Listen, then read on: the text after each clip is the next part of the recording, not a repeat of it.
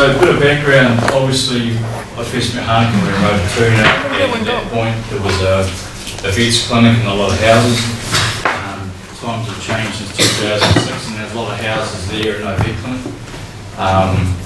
But I come from a mechanical background. I try and keep things pretty simple. So the idea here is to look at potential problems, and it's a bit of a discussion here. It's not me telling you what I think. I mean, I've obviously looked at some video footage here as well, but just floating a few ideas that might help or might trigger a bit of a thought process there. I've been involved with, well, I've been a physio for over 25 years, but did 12 years with the New Zealand Triathlon team and 8 years with the Chiefs. So I have seen top end in terms of athletes that can run, 220 for a K or, bench press 220 kilos. I've then gone back to the clinic and now just treating conventional people, which is a lot more refreshing.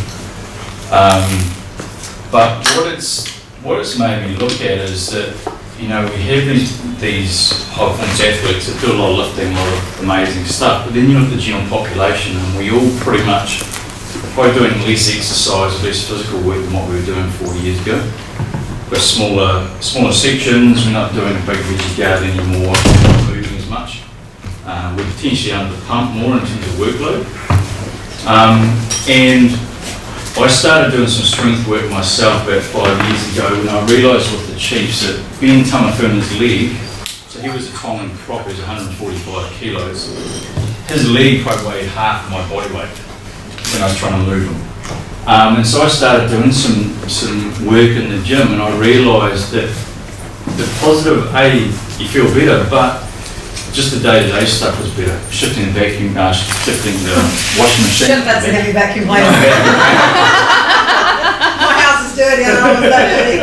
The things like the washing machine and stuff that you could actually start looking at moving that stuff around and actually feeling a whole lot better than what I had done 5 years previous. So I started looking at people coming in, and you have patients that come in and they're getting into their 60s and their 70s and they're saying, well, I'm actually getting old. The reason I can't get off the couch is because I'm getting old. And the research out there is saying, well, getting old is not a reason you're getting weak, and you can do something about weakness. And so I thought, well, today is it's not about age, but it's about looking at strength to a degree and looking at some mobility stuff as well. And I brought a couple of tools along that we use at the clinic that you can play around with. So yeah, and the idea is if there's any questions off the floor, then just give us a yell while we're at it. Now, push. Cool. We're a little bit jammed up for space, but what I was keen to do is to actually get people to see how many press-ups they can do. So, I reckon what we do is we take 2 minutes. If you need to go out in the hallway, or you do them there, or you do them there. We're talking full press-ups, not on the knees. Alright? But you need to drop female dispensation. No. You need to drop your bit of pizza. You can't do press-ups and pizza and coke together. Alright. I've just had coke for the first time in about 5 years. I might be able to do an awful lot of press-ups. Alright, it'll take 30 seconds. So do as many full press-ups as you can. And you got to remember the number that you did. And come back to it later on. Sorry? I can do that on the shoulder. Oh, well, you're okay. We're going to come back to it in a minute. Shoulder. Well, look, it's just across the road. Who's counting 30 seconds? No, it's not 30-second time, it's as many as you can do. Right? But I was banking on needing 30 seconds. Travis, you suck. You don't count. We need some outliers, we've got to have outliers in their research. I can't do any. Can't you? Not one? No, not without any. Just in time to do some press-ups. How'd you go, Russ? It was 20. How many would you? It was 200, wasn't it, Russ? It was 20. Nice move. Do you reckon he's done them or is he just I fake? don't know, I'm impressed with Steve's efforts. Yeah, Steve. Good work.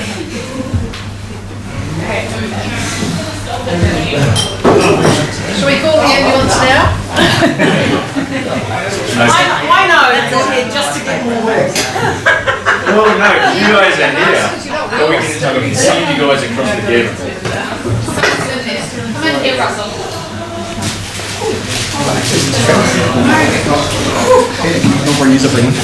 Margaret, you need to do some press ups you can do. No, I'm only got bad shoulder at the moment. I've got bad shoulder and a bad hamstring and a bad coccyx. So yeah, where do you want to start? Yeah. Well, I just turn myself. Wish I had the food shut down. I've done 3 pieces of pizza. Is everybody here? And we've still got some of the outer backs still going. Don't know. If Right, they're not good. back in, they've got a problem. So the good thing is, at least you're going for a piece of pizza now, don't feel guilty. All right, so remember those numbers because we're going to come back to that in a minute. Okay, so this is my take on the video footage that I had a look at. Now, it was scanning, wasn't it, with the wand? Yeah. Yeah, cool. If only it was a magic wand. Yeah, so I had a good look at that. There's obviously the trolley that you guys are using as well. And so what Hanneke was talking about with this is that there's obviously some seasonal stuff in terms of shoulders. Who gets shoulder pain from doing this sort of stuff? Yeah, so we've got a range of, right. So obviously you've got a acromioclavicular joint, you've got rotator cuff, you've got a labrum that might play up if you've got a history of dislocated shoulder. Who gets elbow pain? This is me just thinking of. Not related to the job, but I do have elbow pain. Yeah. So what from the job? Yeah. So I was just It's not from the job, no. No. But It's probably a job combination matters. of job and home stuff. Yeah. Carrying heavy things as well. Yeah, it's a vacuum cleaner, isn't it? It is that. Yeah. Okay, so common extensor tendon, which is your tennis elbow, common flexor tendon is your golfer's elbow. Might be issues there. Hand and wrist, is there any hand and wrist issues? Yeah, so thumbs. Yeah, so gripping for you will be quite tough. And so what, hand and wrist as well? Yeah, carpal tunnel, yeah. Yeah, well that's what, I wasn't too sure where the carpal tunnel's pattern for you guys again. Yeah. It's like gripping. Is there any- Basically list anything and we get it. Well, the thing Every is, single entry. the problem is, I remember seeing, dairy farmers' wives that would come in as calving had just started and they'd go from doing, a range of activities to then, back in the day, they were carrying 20-litre pails and they'd do not much for a fair chunk of time and then straight into carrying these. And we used to see them with shoulder and neck problems. So I thought the same as well. You do different tasks and all of a sudden there's a massive load up. Lower back as well, I presume there might be some that driving, if you're driving quite big distances, or trolley components. Who was the model that was pulling their trolley out of the ute? Yeah, so it's not too heavy, eh? I have a light trolley. I have it because I hate putting them that high above my head. Yeah. So I've got the long narrow trolleys. I don't use square trolleys. Yeah, I've got a light trolley. Yeah, is it aluminium, is it? Something like that. Even the other ones, aluminium, they're heavy. The Yeah. square ones are heavy. Yeah, those ones that I have are light for Yeah. that reason because. So getting up in this position, looking at something heavy, not very strong, is a sitter for a shoulder problem. Okay, so anything else? Is there anything else that you guys get Hot. as well? Really hot and sweaty. Yeah, it's warm out there today. Board. In between each cow, he's going to give us some exercise to deal with that. Were you one of the models? Do we call Did them he a got model? bored? Sorry? Do we call them a model? Well, Can I put down here, it vet was not a video, looking it was a bored? video subject. Vet looking interested. Experimental subject. Subject. Alright, so common causes. Obviously we've got scanning, we've got the trolley in terms of, and watching people pull themselves along, you're ducking railings and bits and pieces, which in compromising positions. Yeah, falling off the trolley is quite risky. Yeah. Oh, it Falling off the happens. trolley. Yeah. Yes. Yeah. Yeah. Sometimes these things happen. Run into a crossbar and. Exactly, yeah. Okay, This so is something. potential concussion and stuff like that as well then. Wow, just like pulling muscles when you fall off. It sounds silly, but it's because you've got your headgear up You got there. good Yes. Yes, Yeah, so yeah. which is, So are those there, that's actually essentially linked up to the monitor or something? Yeah. is it? So you're looking at an image. It's like it's a yeah, Like screen. virtual Yeah, reality. so therefore you can't see anything from You can tilt them up when you're like between rows or something. Yeah. Yeah. Yeah, so there's that obstructed vision. I was going to check out the video clip, but I imagine that apart from looking at the subject of the model, we're pretty familiar. Carving, is that an issue? Yeah. Not this time of year. No. Yeah, but in terms of carving, Pre-existing injuries from Yeah. scanning. Yeah. True, right, That yeah. would flow onto scanning.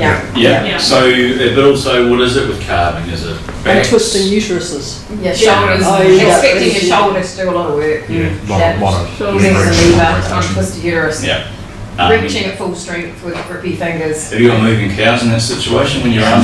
Yeah. Yeah, sometimes. Depends. Yeah. So, is anyone dislocated shoulder doing it? Elbow. I haven't. I know, we Yeah. know some. Elbow. Yeah. So, I mean, I imagine there's a chance of that going on. One of our other ones, Mike, Metro is checking. metro The checking. reach- So we're yeah. reaching up. So you'll be standing in the pit, and you've got cows that are probably table height or a bit below. So you're metro checking, reaching up, Yes, you do. grab tails or taking bloods off tails. So reaching up and working above your heads.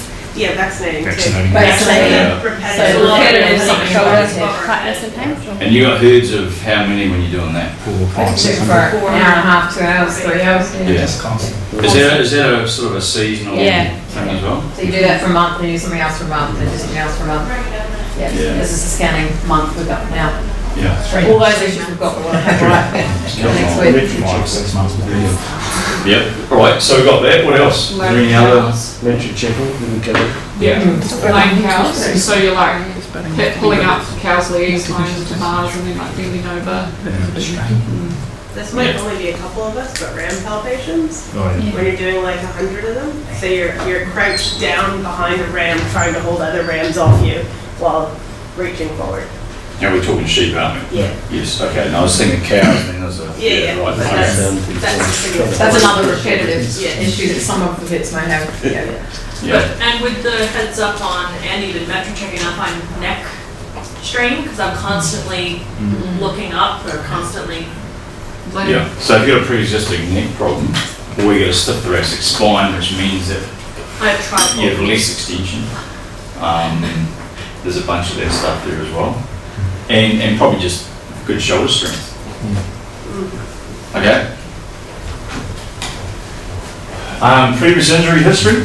So if you've got a well, the risk of history is higher if you've got an unresolved injury. So the pain remains and you move differently to avoid the pain, which we've done with neck problems and back problems in the past. Increased risk of injury if the past injury is not fully rehabilitated, so the pain's gone, but you may have reduced joint range of motion or you've got reduced strength, or both. So you're working around a stiff joint or you're working around a shoulder that's weak. Previous injury up and down the kinetic chain, so looking at Aussie rules. If you had a knee injury, if you had a reconstructed knee, you've got probably a 40% risk of damaging your hamstring. So there's sort of interrelational stuff there as well. Stiff cervical and thoracic spine. So you'll get reduced shoulder range of motion or elevation up at this height here if you've got loss of facet joint extension. So little trick is if you slouch like this, that's as far as I can get my arm. And that's not unusual to have people coming into the clinic like this. So that's the, if you're up nice and straight away, and that movement's coming purely from the thoracic spine. So you can have that flow-on effect there as well. You can get subacromial impingement and rotator cuff pain as well if you're trying to make a stiff joint work more than it has to, or if you're trying to make something weak work more than it has to. Okay, so sarcopenia, we've been doing some talks in the last 6 months to retirement villages, and yeah, sarcopenia, when I initially found out the term, it sounds like some sort of cancer or tumour or something like that, but essentially what it is, it's age-related changes to loss of skeletal muscle mass and strength, right? It's from the age of 35, right? So it's not from the age of 55 or 60 like I initially thought. So you then reduce muscle cross-sectional area, which gives you loss of strength. Getting collagen changes in the muscle and the tendon, and that's affecting your tendon strength as well. So your rotator cuff tendon will thin as you get older, which is why when you fall over in your 20, you're down on an outstretched arm, you probably strain your rotator cuff, but if you're 55 or 60, the chances are you'll end up with a small tear in your rotator cuff. It's age related, but it is reversible in terms of any of this tissue, because if you load it, it gets stronger. You load thin tendon, it gets stronger and potentially gets a bit thicker. So it is reversible. That's why, you spend the first 20-25 years without an Achilles problem, and all of a sudden you get out of bed in the mornings and you find that the first half dozen steps to the toilet you're holding because your Achilles is starting to play out. So we lose 1% of muscle mass every year. It's from the age of mid-30s. Our strength loss declines 3 times faster though. So your size might not change much from muscle bulk, but your strength actually changes a whole lot faster. My issue is that if our weight stays the same, if we are 75 kilos and we're 30, and you're still 75 kilos and you're 55, if you've lost muscle bulk, but you're still the same weight, then what's made up that difference? Beer. It's obviously Yeah, pies and pizza and beer, yeah. So when you look at what I say to the oldies is that you might be heavier, but you're not as strong too, so that when they fall over, the chance of them getting injured is a lot higher. So this is not me painting a depressing negative picture, it's just a case of looking at, if you've got a bunch of professionals who've got a physical job, then there's some things that we can look at. Okay, so Canadian Society for Exercise Physiology, their journal, there's your average number of push-ups for the age groups. So, I don't know, how do you guys rate in terms of what you just did out in the hallway or here on the carpet? Yeah, I mean, we get patients that come in and a lot of them, even guys can only do 3 or 4 full press-ups in their mid-40s. It's quite surprising actually. Who actually fell into those ranges okay? almost. One of them. Yeah. Who was above? Trav. Nice, good. Yeah, who's below? No, I'm off. Sorry? I'm off. You're above, yeah. Yeah, who's below? Yeah, cool. I think from our point of view, we look at people and we say it's okay to do press-ups on your knees, but when I found this, it's like, holy shit, all of a sudden there's some expectations out there. So you look at the Mayo Clinic, which has also got a pretty good reputation as well. So they've got similar numbers here as well, so it's not just the Canadians pulling something out of thin air.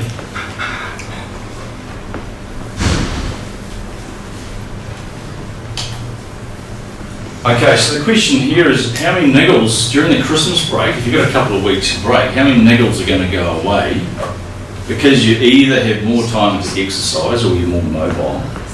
You're not sitting driving or you're not working at a desk or on a computer. Or how many will go away purely because you're not doing the same annoying activity for your elbow or your shoulder. So the thing is that the pain might resolve quite nicely, but it only goes away because you're not repeatedly moving. And I think looking at one of those positions with the wand, you're up in this position here, which from a shoulder impingement point of view is fantastic. It's a fantastic position. So you could have 2 weeks break or whatever you guys are going to have, and you stop doing some of those positions, those aggravating movements there, and pain settles down, but then it comes back. So, is there a need to actually look at a specific movement program or strengthening program or plan or something like that to look at helping things out? And maybe not just during the season, but maybe looking at it from a full year point of view. If you look at that sarcopenia stuff and you look at your press-ups, then essentially there's a lot of us that are actually getting weaker and we're way ahead of where we should be. So it's a case of saying, if you want to avoid niggles or you want to get niggles sorted out, then it might be a case of actually having to change some stuff around. No, surely not. Telling me like to change. Some people put up with it. Yeah. Okay, so solutions. Anti-inflammatories and pain relief, you know, before you rip into the Who new takes stuff. Nurofen before they start scanning? I used to before the ulcers. Yeah, that's the other thing too, is that it's like, it's okay to chop your Voltaren, but then when your gut starts giving you a hard time, you can't take Voltaren, you've got to start paying through the nose for Celebrex and stuff like that instead. Yeah, so there's your short-term solution there. And I mean, there's plenty of people I see in the clinic that, you know, are taking Voltaren before they go and play tennis and stuff like that, just to protect their knees. So the other option is, if you look at a strengthening regime, you look at 8 weeks. It's a good start to make you stronger. So if you looked at your scanning season, then would you start 8 weeks beforehand and start doing some strength work? But then if you've got multiple peaks during the year, then does it actually work out? It may not work out. Or do you just start, pre-rehabilitation is really what you do before to get stronger. So rehabilitation is what you do after an injury. Pre-rehabilitation is to actually avoid an injury. So you start a pre-rehab program 364 days out. You know, essentially just get into it. All right, so my point of view as a clinician, exercise has got to be realistic. There's no point saying to a mum with 3 young kids, you need to spend an hour a night doing exercises to help your shoulder. Complete waste of time. A, they feel guilty, they can't do it, or they just go, nah, stop, that's not going to work. So, us as clinicians, and it's a case of being realistic with people and saying, there's going to be some big days where you guys are working real hard, like during carving and stuff like that, and it might be that exercise-wise, it's on the back burner, you've got a physical job anyway, or if you're too buggered, then going and doing a whole bunch of exercise sometimes is a good way to actually get sick. It's got to be specific and relevant. You know, is walking enough? I see girls in their 20s out walking, and it's like really, it might be good for relaxation and it might be good for mental health, but for the average person, walking is not going to be doing much for them. No disrespect to walking, but I think if you're limited on time, then you could be looking at far better things, unless you're 85 years of age. Resistance work is good for muscle, tendon and bone density. There's plenty of research about that. And it doesn't mean you've got to go to the gym. Because again, if you guys are busy, you know, some gyms are opening at 5:30 in the morning, they're closing at 9 o'clock at night. If you're doing big days or you're a family, then the gym's not going to happen. But I have Hanukkah, I think you had some dumbbells at home, eh? So we did a program at home for the lower back that just involved 3 times a week. That's all you need from a strength point of view. It's not 5 days a week, it's not 7 days a week, it's 3 times a week. Would be good to actually get some strength gains. So in case of looking at stuff there. I can agree with that. I've used the dumbbells to get my tennis elbow sorted before scanning because that was my aim. And I've been doing stuff just like in the evenings while I'm waiting for my tea to brew, crank out my exercise. It's made a massive difference. Yeah. That's the thing, is trying to fit it into your day. I know for a fact I can get teenage boys to work on their balance if they've had an ankle or a knee problem by telling them to stand on one leg when they clean their teeth. You hope they clean their teeth twice a day. Often there's awkward silences when mum's in the treatment room and this young kid's got to fess up to the fact he only cleans his teeth once a day. But yeah, fitting it into your day is a routine. You know, you talk about getting people doing calf raises while they're cleaning their teeth, you know, just stuff like that. Try and fit it in, rather than thinking at 9:30 at night, shit, I've got to do my stretches or do my strength work. That's pretty important.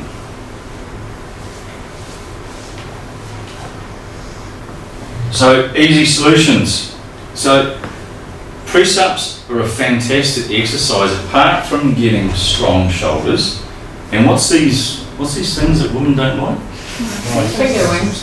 What wings? Finger wings. Yeah, those wings there, because that's obviously triceps, so it helps tone that up. You're actually using your core, your trunk, to stop yourself sagging where you're doing press-ups. You actually get a lot of bang for buck just doing press-ups.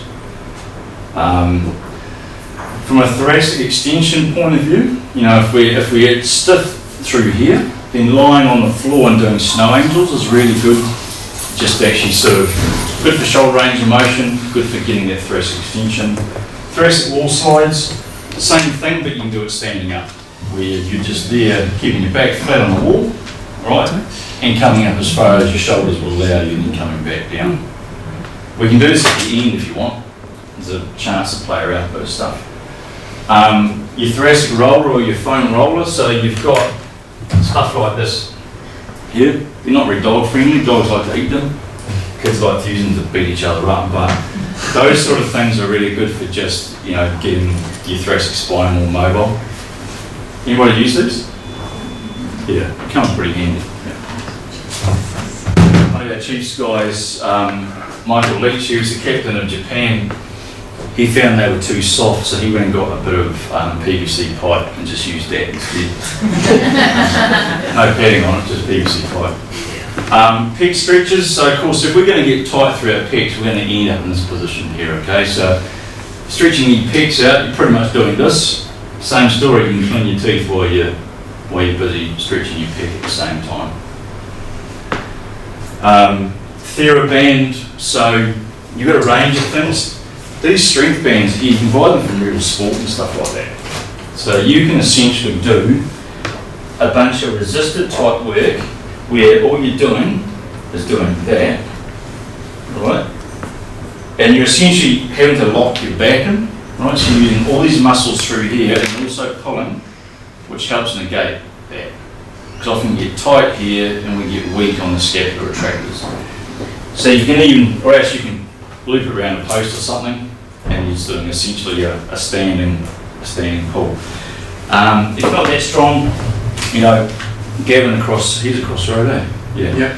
So there's a whole bunch of TheraBand and stuff that they can give you various colours, which is thicknesses, and you can do the same sort of thing as well. You can, you know, for rotator cuff, you can work on doing this sort of work here as well for your shoulders. And your tennis elbow, you can use TheraBand, or you can just cut to the chase and use dumbbells as well.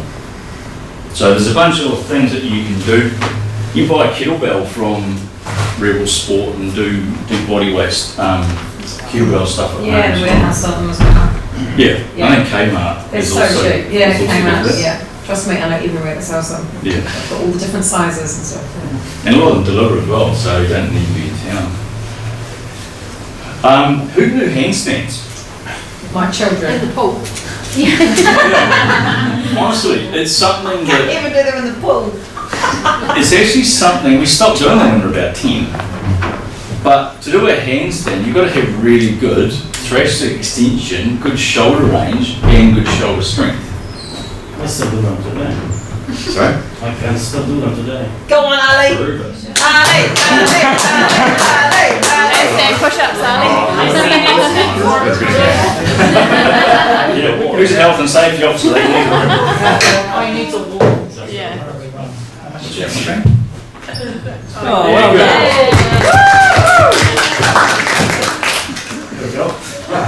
done. So the thing is, it's a case of just getting used to.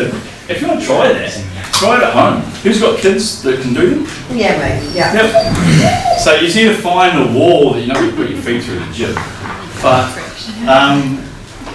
to be able to get your feet up above your head, is actually, yeah, it's quite neat. Takes a lot of work too. All right.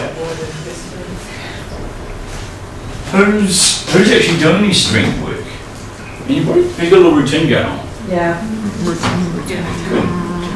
So what are you doing it for lifestyle, or is it injury related, or what? More stretching, Pilates, Yeah, well, that's a bit of a strength component too, a eh? little bit, hundreds.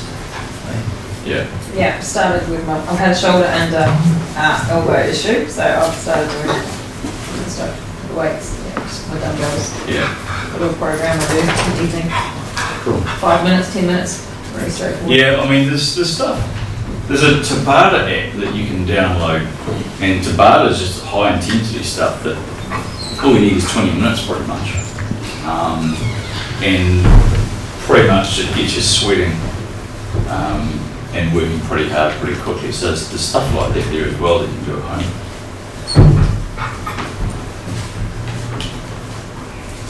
So, how are we going for time? Good. Really, I mean, this is probably short and sweet, but there's a bit of a practical time if you want to play around with rollers and bits and pieces, or if you've got any questions. So we've already seen one handstand, so the rest of you can line up there. Stretching before we start the job. What for? Shoulders? Anything that we're using in the job, so scanning particularly. So should I be spending 10 minutes before I go, like, because we might be getting up at 4 o'clock in the morning to go scanning, cups on at 5 o'clock or whatever, should I be forcing a decent stretch in, a better stretch in than what currently happens, which is me and Margaret making sure we're stretching while the first group of cows coming around, and here I going, oh yeah, oh you're doing that, I'll do that. Like, should we have a routine You for could, that I sort of mean, thing, or is it not going to make much difference? you could just work on doing this. You know, if you walk up and down, this is my shoulder warm up before I do weights in the gym.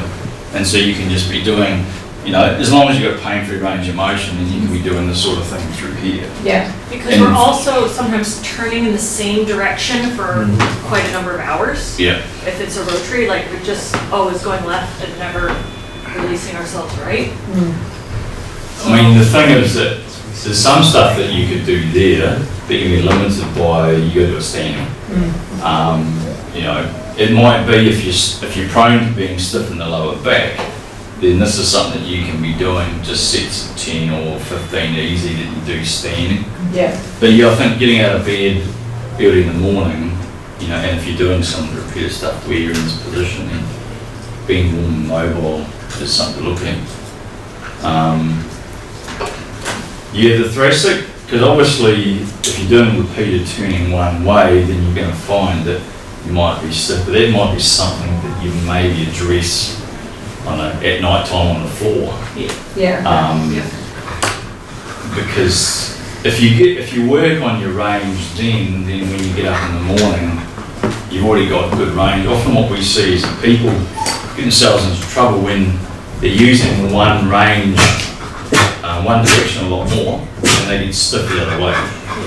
And so it's a case of if you make sure that your movement is quite even bilaterally, then you're probably going to avoid those little sort of acute episodes. So in the strength training stuff, work on that. So in your exercise program in the evenings or whenever you fit that into your day, work on that, as opposed to what we're doing when we're actually scanning is probably not going to make much difference. Well, I think if you're doing all that shoulder stuff, then definitely this sort of stuff here would actually come in quite handy. Okay. Because again, it's fine if you're scanning at 10 o'clock in the morning, but if it's 4 or 4:30 and you're still full, then I think you probably need some range of motion stuff. Yeah. Okay. I'd use the rubber band, the one with the elastic one, in the gym to warm up my shoulders. Yep. Yeah, so you're probably doing something Yeah, I used to, something like that. So I tie it to the knob of the door also, just to move my shoulders quickly in the morning before the push-ups. I think Ali should be scanning. Like, I don't know what you're doing in the lab. You're all set to scan, Ali. I will come next time. He's not even doing scanning and he's well and truly fit to he's scan. a great role model. I think we need to get him to actually just start doing a weekly little routine. Yeah. And in 6 months' time, we want you doing handstands. But yeah, you could, I think, really range of motion stuff as opposed to worrying about strength. The strength stuff might be something that you do in the evenings. Is there any other positions from a work point of view that a warm-up you think might be good?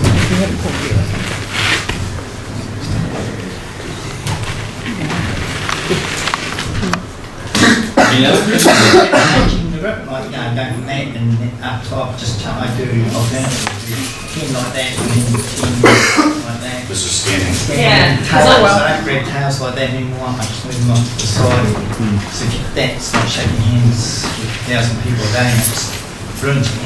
Yeah, well, that's the thing, I think, is probably efficiency of movement Just, and just efficiency of force production.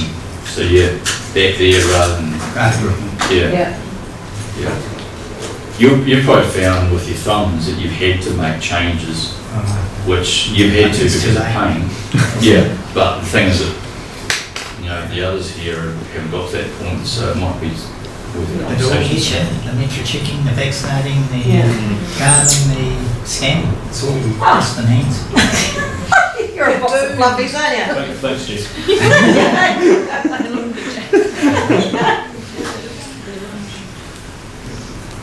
Alright, that's pretty much me done. You can have, if you've got any questions or even a bit of a play around stuff, then we'll get a handstand instructor over here.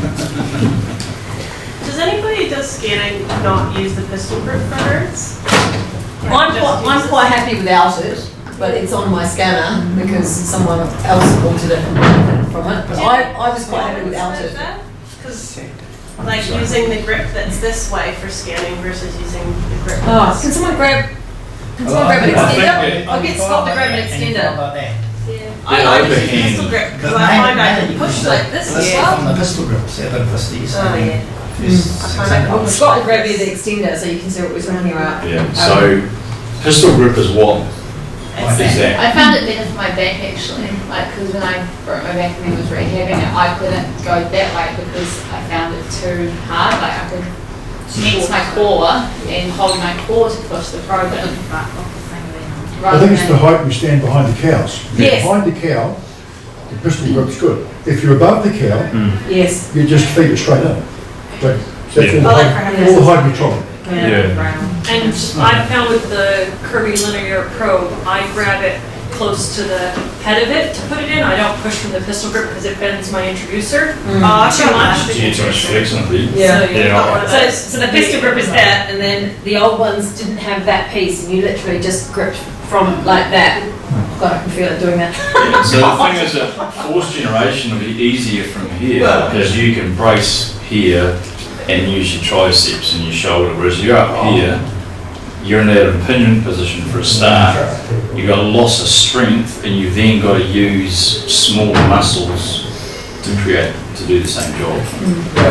So I think where possible, and it comes down to the height of the person, the height of the animal. Although you're pretty much, is it predominantly jerseys and Frisians? Yeah. And they're pretty similar height. No, they're not. No, they're not. And the issue is not just the height of the cow, but sometimes the depth of the pit. So if you're standing in a herringbone shed, the pit depth is going to be different. So the trolleys that we've got, some of them, even with the higher trolleys with the big cow, you still may not be. You might be above the height of the cow in terms of where her feet are, but you're actually still not high enough, or shorter people. I know Emma's not here. I know she struggles as well. So It depends on the shed as well. Like you might be able to get the trolley high enough, but the pipe work in the shed means you actually means you fit that whack height. your head. So So you've got to be actually lower, so you're almost shoulder level before you're introducing, because there's Just pipe work above your head. Yes, that's the fun part. If you're tall and you're having to avoid, then you start to create Sharp things. things to jab you. yeah. And I was over in Holland last year, and the Frisians over there, they are Frisians, aren't they? Oh yeah, they're bigger than They are us. like New Zealand cows on steroids. They're Yeah. huge. Yeah. So yeah, I don't know. So yeah, most of us aren't having to do cows that are higher than us all day, but yeah, you can have some herds where just things don't line up quite right. Yeah, I mean that'd be a case of just looking at trying to work around it. Yeah. That's me done. The idea is you're doing sort of high lumbar or probably low thoracic. You can get your arms above your head, so it creates a bit more leverage, and and it's really a case of just working up and down. It's only really a few minutes each time. You can, if you've got the longer one. I'm sorry.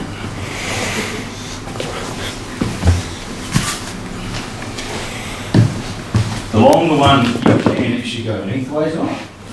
And then the idea is that you can just work on getting the back of your head onto the roller. And because you'll find there'll be people who've got a real stiff upper thoracic spine or lower cervical spine. They can't actually drop, they'll be stuck in this position here. So it's a case of trying to get them to put the back of their head on the roller. And then just even lying like this is actually going to be just a good sustained stretch for the whole thoracic spine and lower cervical spine, and obviously the pecs as well. Yep. So like every day doing that stretch, or like twice a day, or like? Again, it comes down to what you can do. If you've got young kids, you lie on the floor, Yep, they'd be on top of me. or if you have a dog, then you wait until the kids go to bed. But yeah, I mean, I used to say to people, if you can do it while the ad breaks are on TV, it was just a way of fitting it into a program. But now that we've got My Sky and Netflix, then. But again, it's just trying to fit it in. But yeah, I mean, it might be every second day. And just do it for 3 or 4 or 5 minutes. I've got one patient he's a High Court judge and he likes Pink Floyd, so he would come home with his long roller and listen to one Pink Floyd track, which be like 15 minutes kind of thing. You would just spend that length of time on the roller. So you can do it for as long as you want. So yeah. And for strengthening, what would you recommend people to start with? Like, amount of like kilos, how many kilos would people start with? Well, from a press-ups point of view, I mean, once you can do sets of, I mean, you don't really need to worry about a lot of pushing stuff with dumbbells or kettlebells, because if you can do sets of 20 to 25 press-ups or even 3 sets of 10, you're doing enough strength work for your shoulders and your rotator cuff just doing that. I mean, if you're worried about getting your legs stronger or you've got a lower back problem, then you can do squats, but you don't need weights either. You do sets of 50 or sets of 30 and do 3 sets. So the idea would be, if you're going to do a little home program, is that you do a set of, say, press-ups.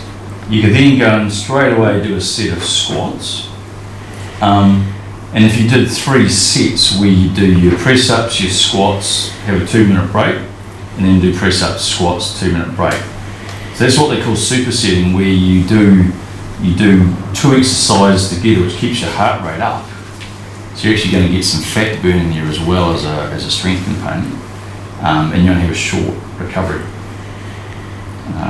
But you could do press-ups, squats, single leg calf raises, stuff like that, and make that into a little routine here as well. Planks, side holds, side planks, all that sort of stuff. Yeah. Does that answer your question? Yeah. But I mean, you could go to the warehouse or whatever and get yourself an 8 kilo kettlebell and start doing extra stuff. And there's plenty of stuff on YouTube as well that you can find is quite safe, and plenty of variety there as well. All right. Thanks very much.